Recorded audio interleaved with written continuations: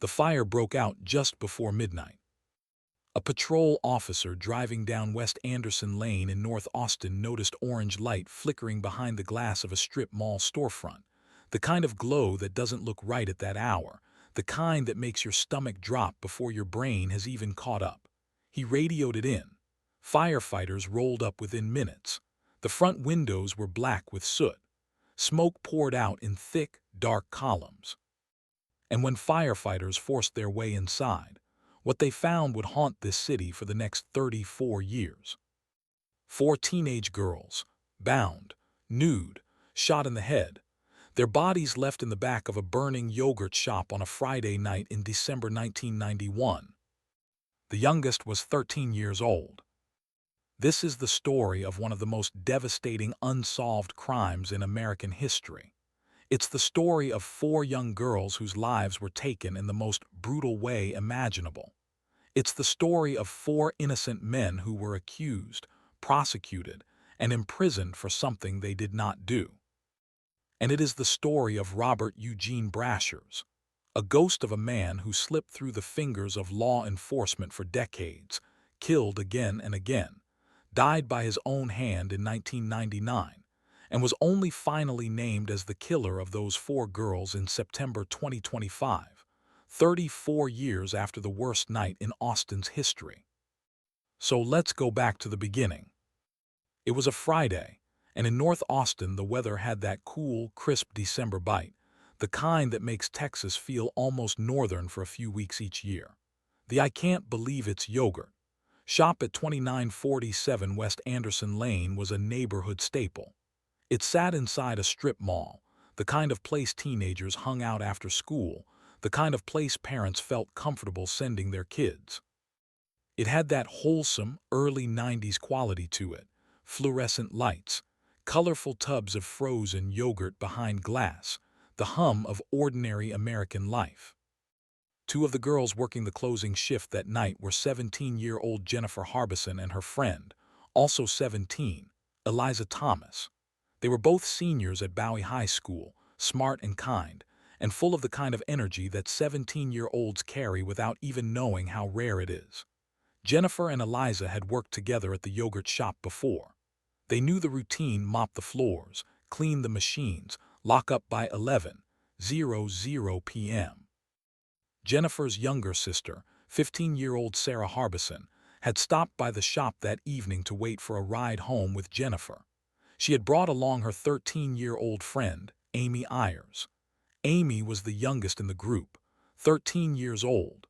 She had bright eyes and a wide smile in photos, the kind of kid who still looked a little young for her age in the best way. The 4 of them were together that night the way that girlfriends just are: comfortable, easy, not thinking about danger because there was no reason to think about danger. Sometime around 10:00 p.m., roughly an hour before closing, a man entered the shop and asked to use the restroom. That detail, simple and unremarkable as it seems, would take on enormous significance over the decades that followed. The restroom was in the back of the store. The man was allowed to use it. And based on the evidence that investigators would eventually piece together, it is believed that he may have propped open the rear door before he left, or that he simply stayed hidden somewhere in the back, waiting for the store to close, waiting for the girls to be alone. A couple who visited the shop that evening later told investigators they had noticed 2 men sitting at a table, men who seemed out of place, men who seemed to be watching. But this detail was never confirmed. It was never definitively connected to what happened next, and in the years to come, it would fuel enormous speculation about whether one man or multiple men had been inside that shop that night. Closing time came. The lights began to go down. Whatever happened in the moments after 11:00 p.m. on December 6, 1991, happened fast, and it happened in a space not much bigger than a large living room. The killer, and we now know that killer was Robert Eugene Brashers, controlled all 4 of those girls. He bound them. He assaulted at least 3 of them. He used 2 different firearms, a .22 caliber revolver, and a .380 AMT backup pistol. He shot each girl execution style in the back of the head, and then he set the building on fire. He walked out the back door and disappeared into the Austin night. Around midnight, a patrolman noticed the flames. By the time firefighters entered the building, the back of the shop was consumed. Sarah, Eliza, and Jennifer were found huddled near the back. Their bodies had been severely burned. They were bound with their own clothing. Amy Ayers was found in a different part of the store. She had been moved or had been separated from the others. Her body bore second and early-degree burns across 25 to 30% of her body, but she had not been as badly charred as the others. She had a cloth around her neck, and she had been shot twice, once with the .22 caliber revolver that missed the brain, and once with the .380 pistol that caused catastrophic brain damage.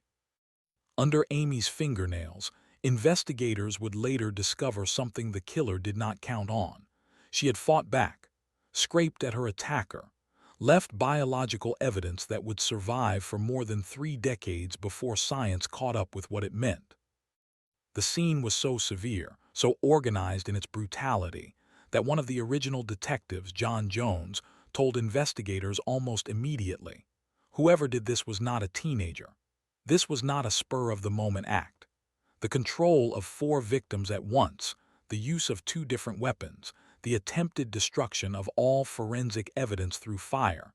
This was someone with experience in violence, someone who had done this kind of thing before. He was right. Before we go any further, it matters that we stop and sit with who these girls actually were. Because in the decades that followed, the yogurt shop murders became so famous. HBO documentaries, true crime books, dozens of confessions, 2 men on death row, that it's easy to lose sight of the 4 humans at the center of all of it. Jennifer Harbison was 17. She was a senior at Bowie High School, a young woman who worked at the yogurt shop on evenings to earn a little extra money.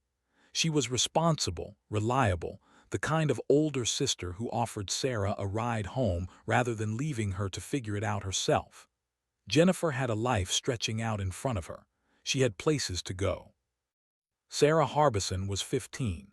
She was Jennifer's little sister, which means she had grown up in the shadow of someone she loved and admired.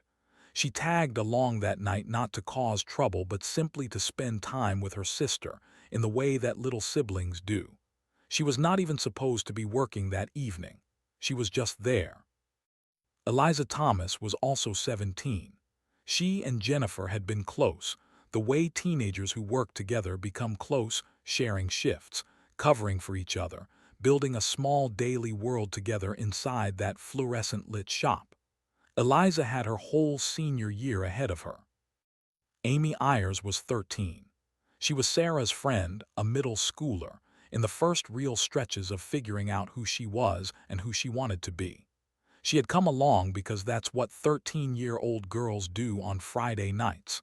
They hang out with their friends. They stay a little later than they should.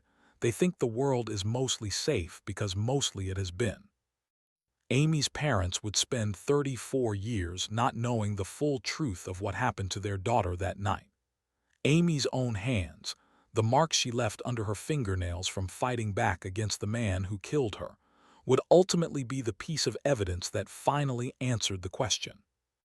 The entire city of Austin was shattered. This was 1991. Crime happened, but 4 teenagers murdered in a strip mall yogurt shop on a Friday night was a different kind of horror. It landed differently. It felt personal to people who had never met those girls. Parents pulled their kids a little closer. Teenagers who had hung out in that same shopping center, bought yogurt from those same machines, suddenly understood in a visceral way that no place is truly safe. The investigation began immediately, loudly, and with enormous pressure on the Austin Police Department to deliver answers. The investigation, 50 confessions and a cold case. The crime scene presented investigators with a brutal puzzle. The fire had destroyed significant evidence. Fingerprints were gone. Physical trace evidence was largely obliterated. What remained was the testimony of witnesses who had been in and near the shop, the biological material collected from the victims, and a single spent 380 shell casing that an investigator named John Jones recovered from a floor drain inside the shop. A shell casing that would prove to be one of the most important pieces of evidence in the case, though no one knew it yet. In the immediate aftermath of the murders, the Austin Police Department was flooded. Tips poured in. Confessions came in. And over the years, more than 50 people would confess to the yogurt shop murders, some seeking notoriety, some seeking to clear other debts with police, some perhaps genuinely delusional. Among the most notable early suspects was Kenneth McDuff, a known serial killer who had a violent history involving teenage girls and who had been active in the Austin area at the time of the killings. McDuff was investigated seriously, but ultimately ruled out. He was executed in November 1998 for other murders, ironically, on the very day that he himself confessed to the yogurt shop murders one final time, before the needle went in. A confession came in 1992 from two Mexican nationals who were being held by Mexican authorities. It was disputed almost immediately and eventually ruled false. The investigation continued to stall. Years passed. The case developed what cold case investigators call a lag. The momentum of early investigation dissipates, witnesses move or die, evidence becomes harder to access. The file gets heavier, but the answers don't get closer. Then, in the late 1990s, a new detective assigned to the case started looking again at a group of teenagers who had initially come up on the periphery of the investigation back in 1991. By now, those teenagers were in their 20s. In a series of interrogations conducted between 1999 and 2002, detectives, including one named Hector Polanco, who had a troubling history with false confessions in other cases, obtained statements from several young men. The statements were messy, contradictory, obtained over hours-long sessions with no recordings in some instances. But they were enough, at that time, for the machinery of prosecution to begin moving. Robert Springsteen, Michael Scott, Morris Pierce, and Forrest Wellborn were arrested. They had all been teenagers at the time of the murders, young, low income, the kind of young men who have a hard time in interrogation rooms. Springsteen and Scott were ultimately prosecuted and convicted of capital murder. Springsteen was sentenced to death. Scott was sentenced to life in prison. Pierce and Wellborn were never convicted. The trial proceedings were extraordinary in their detail about the violence done to the victims. Prosecutors painted a picture of these young men as cold-blooded killers who had terrorized and murdered 4 girls in a yogurt shop. But the hard truth was this: there was no physical evidence connecting any of them to the crime scene. No DNA, no fingerprints, no weapon. The case against them rested entirely on the confessions that the defendants said were coerced, beaten out of them in marathon interrogation sessions, confessions that contained details investigators themselves may have supplied. 7 jurors from both trials would later state publicly that had they known what they know now, they would not have convicted either man. The story of Robert Springsteen, Michael Scott, Morris Pierce, and Forrest Wellborn is not a footnote in the yogurt shop case. It is one of the most significant chapters of it, a story about what happens when a community's grief becomes so overwhelming, so desperate for a resolution, that the machinery of justice begins producing answers that are not true. Robert Springsteen was convicted in 2001 and sentenced to death. He was 17 years old at the time of the murders, and in 2005, Governor Rick Perry commuted his sentence to life in prison following the U.S. Supreme Court ruling in Roper v. Simmons, which found that executing individuals for crimes committed as minors was unconstitutional. Michael Scott was convicted in 2002 and sentenced to life in prison. The Texas Court of Criminal Appeals overturned both convictions in 2008. The ruling was based on a violation of the Confrontation Clause of the U.S. Constitution. Prosecutors had used portions of the co-defendant's alleged confessions at trial without giving defense attorneys the opportunity to cross-examine. It was a serious constitutional error, and it collapsed the prosecutions. As the Austin Police Department prepared for potential retrials, they submitted physical evidence for YSTR DNA testing, a form of analysis that examines male-specific DNA markers and is particularly useful in mixed biological samples. The results came back in 2008, and they were devastating for the prosecution. The DNA found inside 3 of the victims did not match Springsteen, Scott, Pierce, or Wellborn. It did not match any of them. It belonged to someone else, someone whose identity remained completely unknown. In October 2009, all charges against Scott and Springsteen were dismissed. They walked out of Travis County Jail after years of wrongful imprisonment. Morris Pierce never faced trial.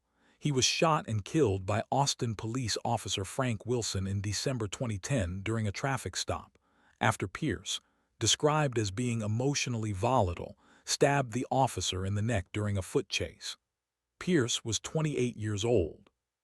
He had spent years under the cloud of suspicion for a crime he did not commit and never got to see the full exoneration that came after his death. Even after the charges were dismissed, the story was far from over. Texas courts ruled that the men were not entitled to compensation because they had not proven their innocence, an almost Kafkaesque standard that left men who had spent years in prison for something they did not do without financial remedy. Their reputations had been destroyed. Their youth was gone. Their names had been printed across newspapers and broadcast on evening news programs as the killers of 4 teenage girls. And the detective Hector Polanco, whose interrogation methods were already under scrutiny for another wrongful conviction. The case of Christopher Ochoa and Richard Danziger, who were wrongfully imprisoned for 13 years, with Danziger sustaining permanent brain damage from a prison assault, was never formally held accountable for his role in obtaining the coerced statements. The case sat open. The DNA sat unmatched. The families of Amy Ayers, Jennifer Harbison, Sarah Harbison, and Eliza Thomas continued to wait. Robert Eugene Brashers was born on March 13, 1958, in Newport News, Virginia, the youngest of 4 children born to Dooleys and Nellie Brashers. The family relocated to Huntsville, Alabama, where Brashers spent his childhood. By almost every early account, he did not display the typical warning signs. He was not a juvenile delinquent. He did not have a substance abuse problem as a teenager. He attended S.R. Butler High School in Huntsville and John Adams High School in South Bend, Indiana. He graduated. He enlisted in the United States Army, then transferred to the Navy, where he served approximately 10 months before being discharged due to what records described as personality disorders. That discharge is worth pausing on. Personality disorders severe enough to result in military discharge are often clinical markers of deep instability, the kind that doesn't announce itself loudly in early life, but begins to harden into something dangerous over time. In Brashers' case, the trajectory from military discharge to attempted murder took roughly 6 years. In the early 1980s, Brashers was living in New Orleans, Louisiana. By the mid-1980s, he had moved to Fort Myers, Florida, and on November 22, 1985, he committed the crime that should have kept him behind bars long enough for the yogurt shop murders to never happen. His victim was a 24-year-old woman named Michelle Wilkerson. Brashers met her in Fort Pierce, Florida, and convinced her to accompany him to a bar. After an evening of drinking, Brashers alone consumed 6 Budweisers. He drove her to a dark alleyway near a citrus grove.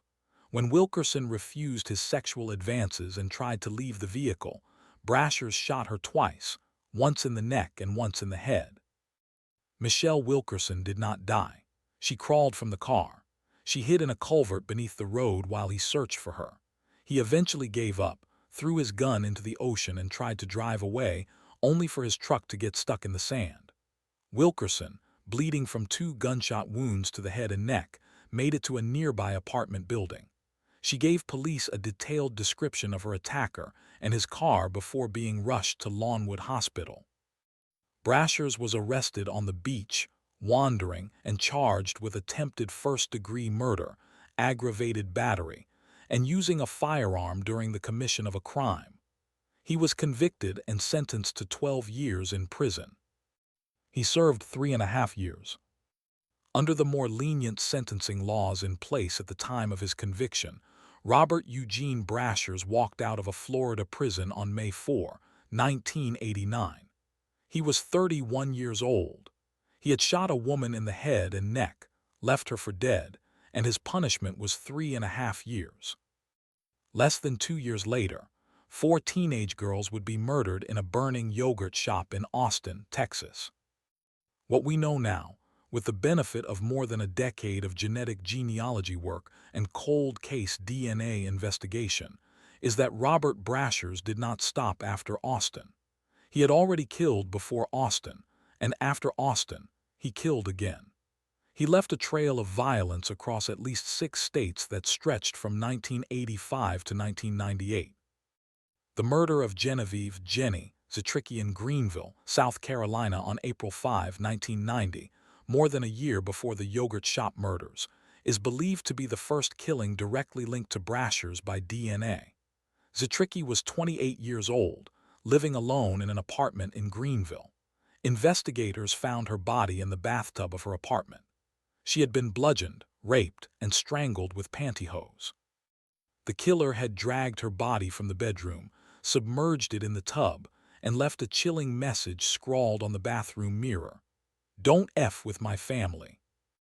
A DNA sample from the perpetrator was isolated from the Zetricki crime scene in 1995 and uploaded to CODIS, the National DNA Database, but for years produced no match. At the time of her murder, investigators would later confirm Brashers had been living in Greenville, not far from Zetricki's home. After the yogurt shop murders in December 1991, Brashers was stopped at a U.S. Border Patrol checkpoint on Interstate 10, traveling west between El Paso and Las Cruces, New Mexico, just 2 days after the Austin murders. The Border Patrol agent discovered that Brashers was driving a truck stolen from Marietta, Georgia. Inside the vehicle, the agent found a .380 AMT backup, the same make and model of firearm that would later be connected to the yogurt shop murders. Brashers fled briefly before surrendering. He was charged with auto theft and felon in possession of a firearm. The .380 pistol was later returned to Brashers' father after sentencing, and Brashers subsequently recovered it. He was arrested again in Cobb County, Georgia, on February 18, 1992, for grand theft auto and related charges. A search of his vehicle and apartment turned up a police radio scanner, a police jacket, lock-picking tools, and a fake Tennessee driver's license. He plea bargained his way into a reduced sentence and served 5 years in a Georgia prison, being released in February 1997. He was not done. On March 11, 1997, just weeks after his release from Georgia, Brashers broke into a home in Memphis, Tennessee, where a 14-year-old girl and 4 others were present. Armed with a revolver, he forced his way in, tied up the occupants, and raped the teenage girl. On March 28, 1998, in Portageville, Missouri, Brashers entered the home of 38-year-old Sherry Scherer and her 12-year-old daughter Megan. He tied them both up. He raped Megan, and then he shot and killed both of them, a mother and her child, with a .22 caliber firearm. He then drove to Dyersburg, Tennessee, approximately 2 hours away, and broke into another home, where he attempted to assault a 25-year-old woman before she fought back fiercely enough to chase him off. On November 7, 1998, in Lexington, Kentucky, the Lexington Fire Department responded to a structure fire at the Nixon Hearing Aid Center on Malibu Drive.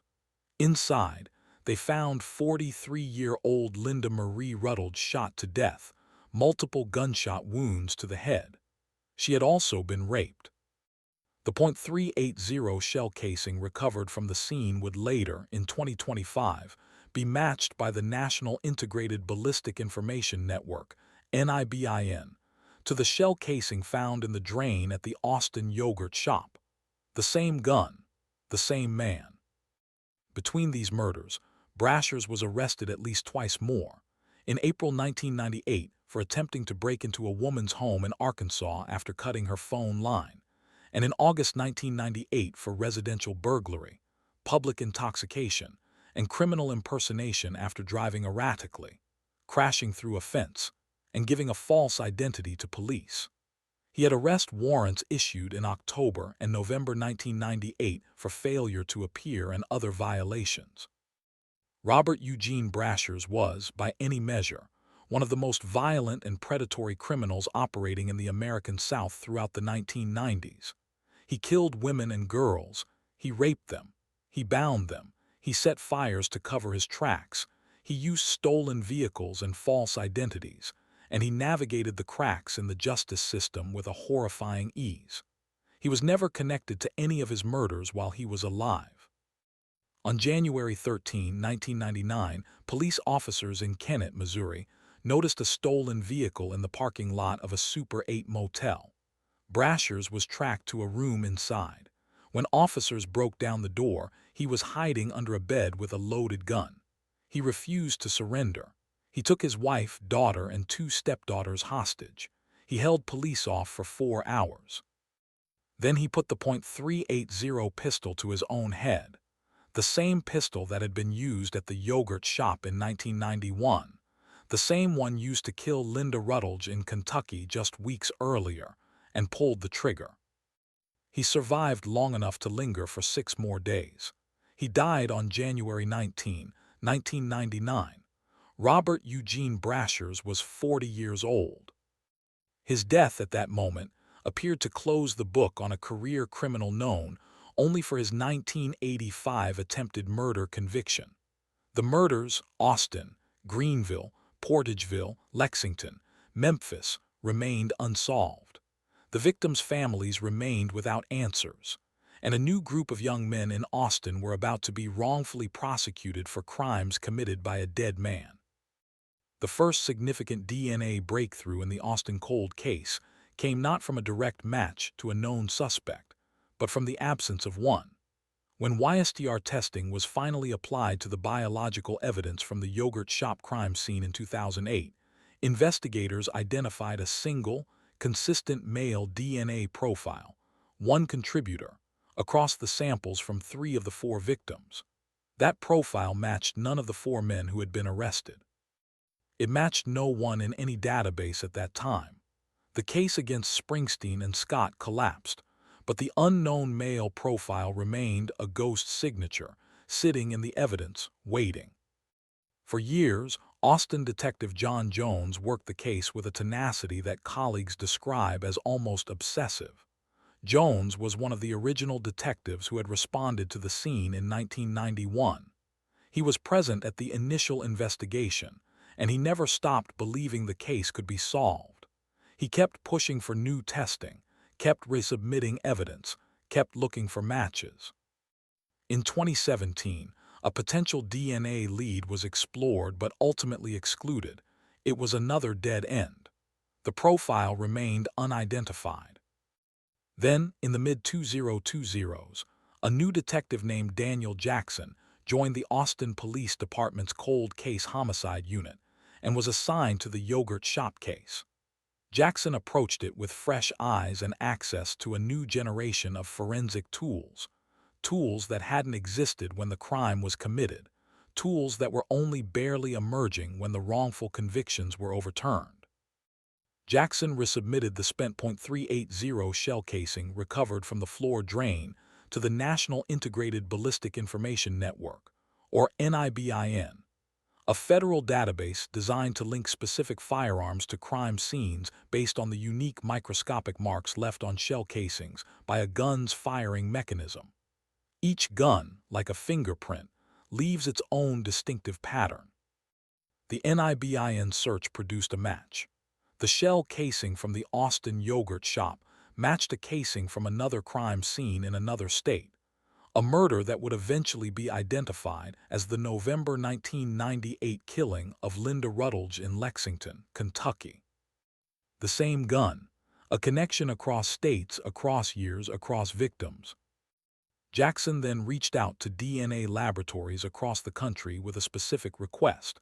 Could they manually search their databases against the unknown YSTR DNA profile from the yogurt shop?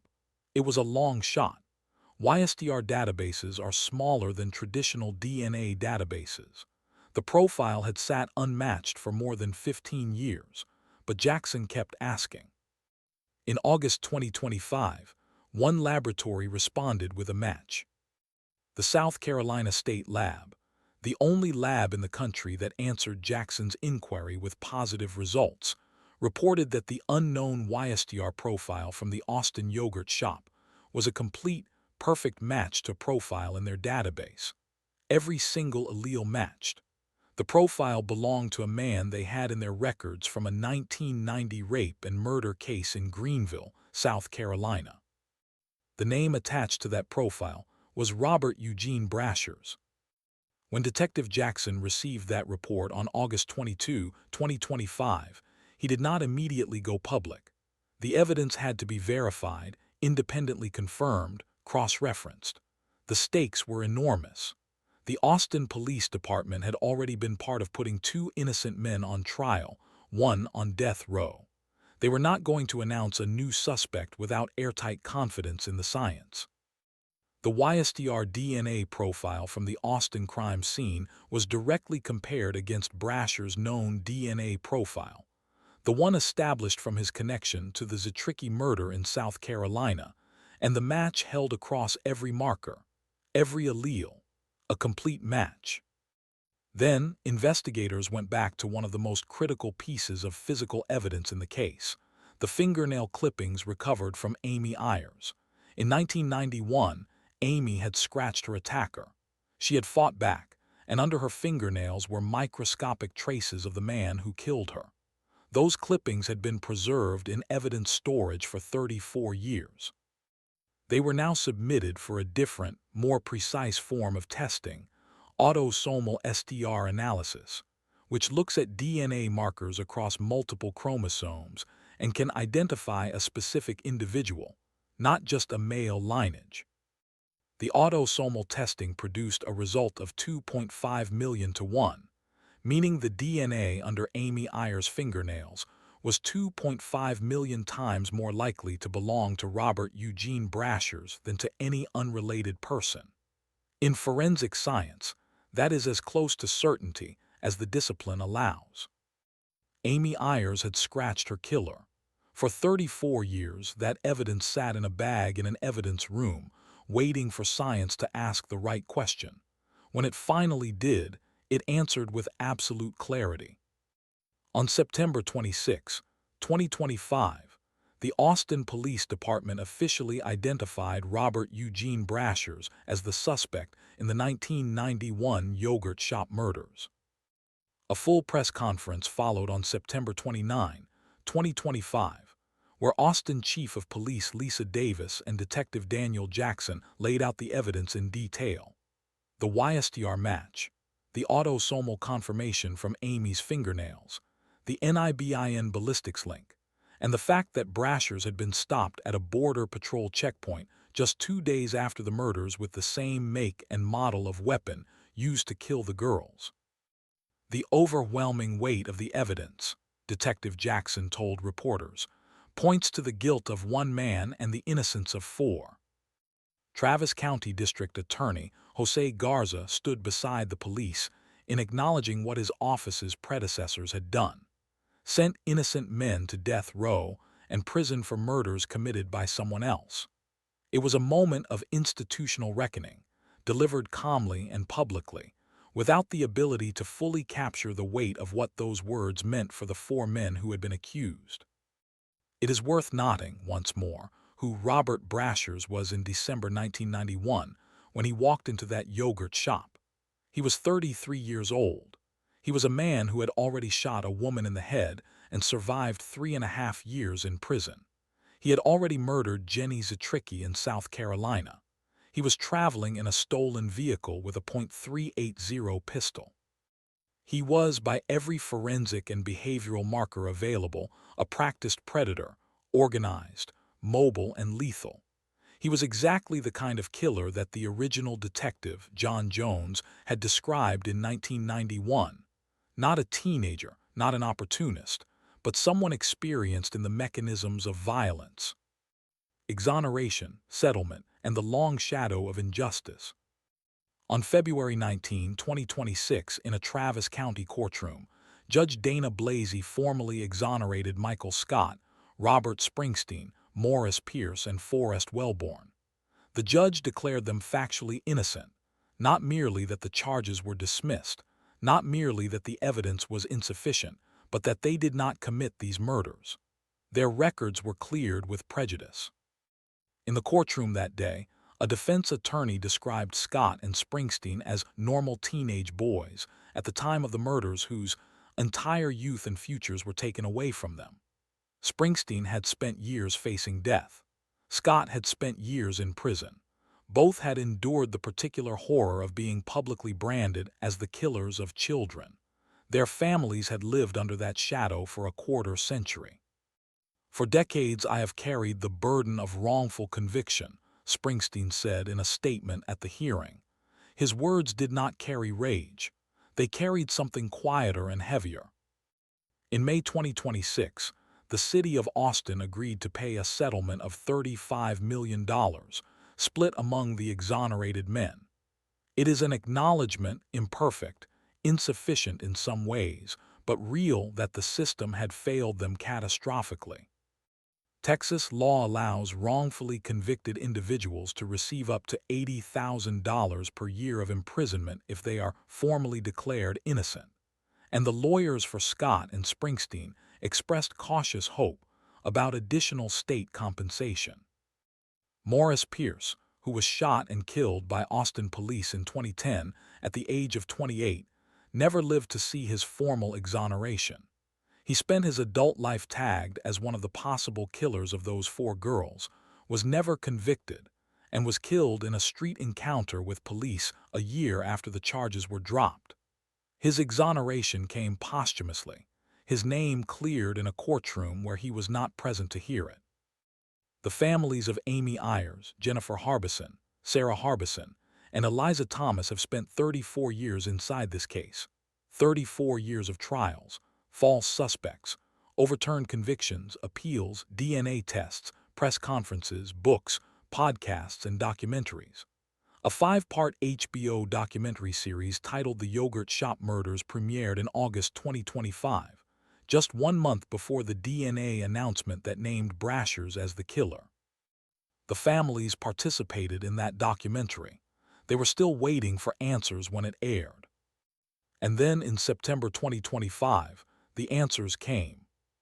In September 2025, Robert Brashers was also officially named as a suspect in the 1998 murder of Linda Rutledge in Lexington, Kentucky. The 4th murder directly connected to him by forensic evidence. Combined with the Zetricki murder in South Carolina, the Schurer double murder in Missouri, the Memphis rape, and the Austin yogurt shop murders, Brashers has been connected to at least 8 murders and numerous violent SA offenses across 6 states. Forensic investigators have acknowledged there may be additional victims still unidentified.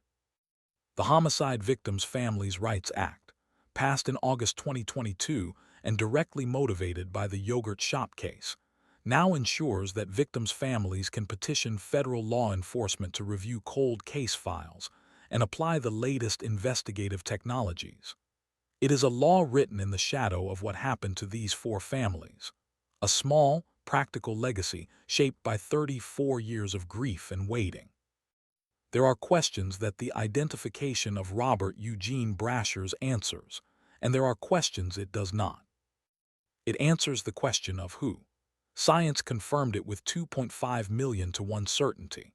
A dead man's DNA, preserved in the fingernails of a 13-year-old girl who refused to die without leaving a mark on her killer, told us his name. The ballistics that linked a gun used in Kentucky and a gun found in a stolen car outside El Paso, and the death of a man in a Missouri motel standoff told us the same name, Robert Eugene Brashers. What it does not fully answer is why. No motive has been established. There is no surviving testimony from Brashers himself, no confession, no interview, no statement. His daughter, Deborah, who spoke to reporters in 2019 about her father, described a man who became increasingly erratic in his final years, who once made recordings of himself cutting his own skin to test his pain tolerance, whose mental health sharply deteriorated around April 1998. She said her mother, who died in December 2018, had kept his true nature a secret, telling the children to call him by a different name, keeping him out of public view. She suspected her mother knew about his past. What the evidence also does not fully explain, and what may never be explained, is how a man so violent, so prolific in his crimes, moved through the United States for more than a decade without being connected to a single murder. He used stolen cars. He used fake IDs. He operated under the name Mr. Maroon in some contexts, also known as Jack Anthony McClelland and Gary Dean Brashers. He moved constantly. He targeted women and girls in situations where the forensic evidence was difficult to preserve. He set fires. He worked in the era just before DNA databases were robust enough to catch someone moving across state lines.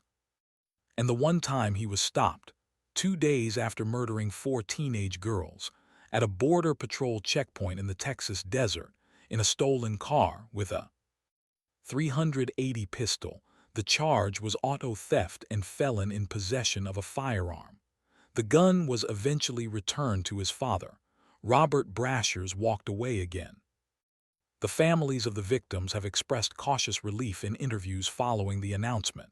Relief that they finally know. Relief that the 4 young men wrongfully accused have been cleared. Grief, still, that the man responsible spent 34 years unidentified, that he killed again and again after Austin, that no system, no database, no investigator, no court stopped him. Detective John Jones, the original investigator who spent decades on this case, who pulled that .380 shell casing from the floor drain in 1991 and held onto the belief that it mattered, who filed the tip with the South Carolina lab that ultimately cracked the case. Jones described the moment the DNA match came back as one of the most profound of his career. He had been right.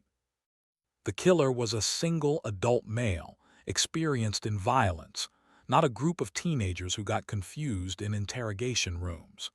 He had been right, and it had taken 34 years, a generation of forensic science, and the DNA scraped from beneath the fingernails of a 13-year-old girl for the rest of the world to catch up.